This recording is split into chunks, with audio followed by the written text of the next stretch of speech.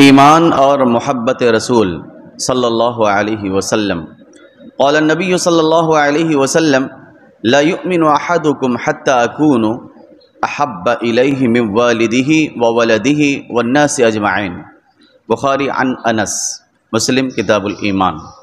نبی کریم صلی اللہ علیہ وسلم نے فرمایا، تم میں سے کوئی شخص جب تک مجھے اپنے باپ، بیٹے اور سب لوگوں سے زیادہ پیارا اور محبوب نہ بنا لے، اس وقت تک وہ مومن نہیں ہو سکتا۔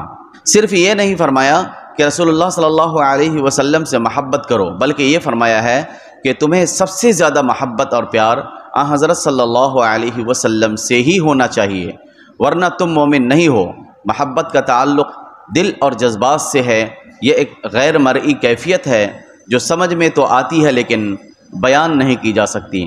البتہ اس کی علامت یہ ہے کہ محب اپنے محبوب کی ہر ادا پر جان دیتا ہے اور ہر معاملے میں اس کی پیروی میں خوشی محسوس کرتا ہے۔ وہ اس بات کا تصور بھی نہیں کر سکتا کہ اپنے محبوب سے اختلاف کرے، یا اس کے کسی فرمان کو ٹھکرا دے، یا اس کے کسی حکم کو نہ مانے، یا اس راہ پر چلے جسے اس کا محبوب پسند نہ کرتا ہو، یا اپنے محبوب کے دشمنوں سے دوستی قائم کر لے۔